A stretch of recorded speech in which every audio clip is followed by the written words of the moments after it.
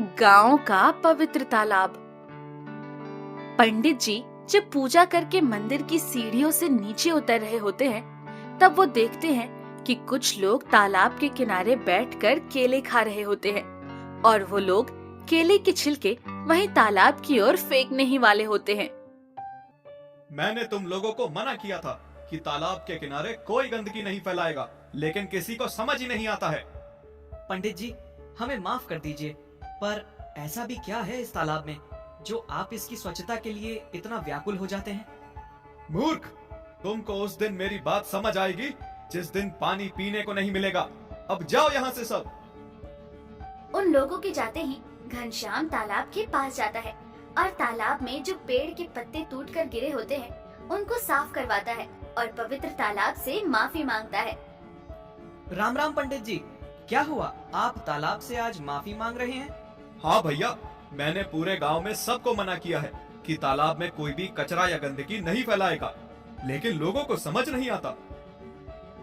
तालाब की सुंदरता को देखने के लिए पास के गांव के भी लोग वहां आते थे और तालाब के पास बैठकर शांति से उसकी सुंदरता का लुत्फ उठाते थे और प्यास लगने पर तालाब का ही पानी पीकर अपनी प्यास बुझाते थे।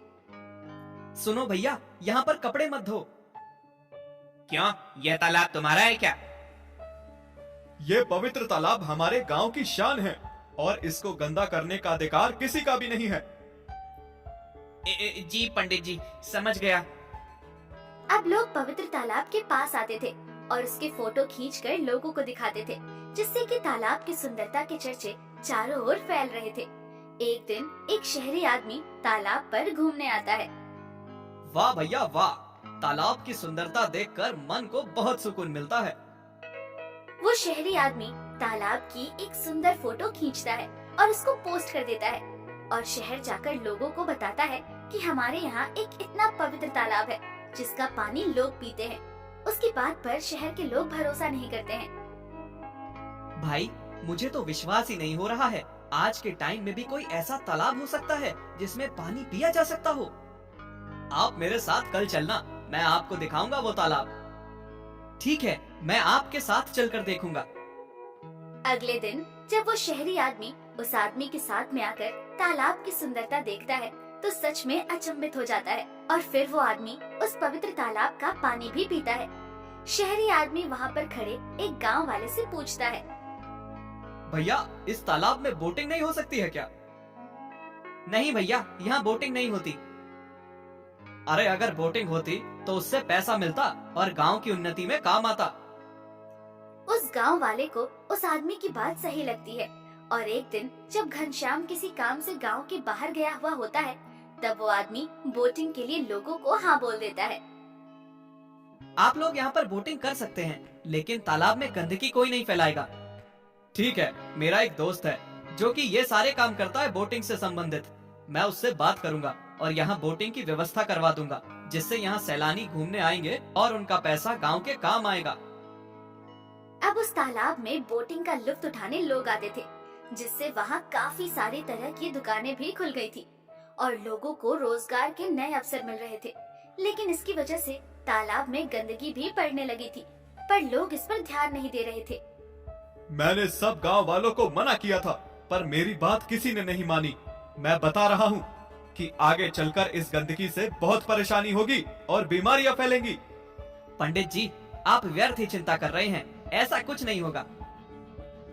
गांव वाले ये देखकर बहुत खुश होते हैं कि सैलानी अब धीरे धीरे उनके गांव में खूब आना शुरू कर देते हैं और वही खाते हैं, बोटिंग करते हैं।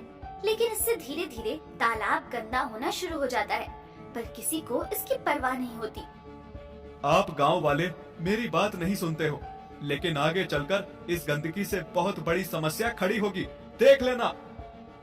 आप चिंता मत करिए पंडित जी, कुछ नहीं होगा। कुछ ही सालों में उस तालाब की हालत भी दूसरे तालाबों की तरह हो जाती है और वो भी गंदगी से भर जाता है, जिससे अब वहाँ सैलानी आना बंद कर देते हैं और बोटिंग भी बंद हो जाती है, जिससे गांव वाले बहुत परेशान हो जाते हैं। हमारे गांव की शान था हमारा पवित्र तालाब, लेकिन शहरी लोगों ने इसको भी गंदा कर दिया। शहरी लोगों ने नहीं, आप गांव वालों ने ही इस तालाब को गंदा किया है। आप सही कह रहे हैं पंडित जी, ये हमारी ही गलती है। 1 साल बाद गांव में सूखा पड़ता है, जिसकी वजह से पानी की दिक्कत होती है और गांव वालों को अब उस तालाब का गंदा पानी ही पीना पड़ता है और पूरे गांव में गंदगी से बीमारियां फैल जाती है। भैया, मेरे घर में तो सब बहुत बीमार हैं, क्या करें, कुछ समझ नहीं आता। हाँ भैया, मैंने तो कल ही अपने लड़के को अस्पताल में भर्ती करवाया है। डॉक्टर साहब ने उसको हैजा बताया है। संतोष गांव वालों को देखकर बहुत नाराज होता है और वो कहता है, वाह रे वाह इंसान, कुदरत ने तुम लोगों को इतना अच्छा तोहफा दिया था और तुमने अपने स्वार्थ के लिए उस तालाब को भी गंदा कर दिया। डॉक्टर साहब, लेकिन उस तालाब पर पर्यटन से हमारे गांव वालों को फायदा हुआ था। तो अब फायदा हो रहा है ना? नहीं डॉक्टर साहब। तब संतोष सबको बताता है कि वो अपनी डॉक्टरी की ट्रेनिंग शहर में रहकर भी कर सकता था, लेकिन वहाँ के दूषित वातावरण की वजह से उसने अपने गांव में ट्रेनिंग पूरी की, क्योंकि उसको नेचर से प्यार है। हमें माफ कर दीजिए डॉक्टर साहब, हमसे बहुत बड़ी गलती हो गई। आप लोग मुझसे माफी क्यों मांग रहे हो? तब संतोष कहता है कि जैसे ही वो इस गांव से बीमारी खत्म करेगा, वो भी शहर चला जाएगा और वहीं रहेगा, क्योंकि जब दूषित पर्यावरण में ही रहना है तो गांव में क्यों रहे? शहर में रहेगा तो उसको गांव से ज्यादा पैसे मिलेंगे। नहीं डॉक्टर साहब नहीं, आप हम लोगों को छोड़कर यहाँ से मत जाइए। मैं यहाँ से नहीं जाना चाहता था, पर आप लोगों की वजह से मैं यहाँ से जाऊंगा। अब गांव वालों को संतोष की बात समझ आती है और वो गांव में तालाब को स्वच्छ करने का अभियान चलाते हैं और सारे गांव वाले मिलकर तालाब के चारों तरफ बाउंड्री करवाते हैं और तालाब को कोई गंदा न करे इसकी जिम्मेदारी लेते हैं और तालाब के पास ही एक नल लगवाते हैं, जिसका पानी सभी गांव वाले पीते हैं। आज मैं बहुत खुश हूँ, आप सब ने आज मेरे मन का किया है।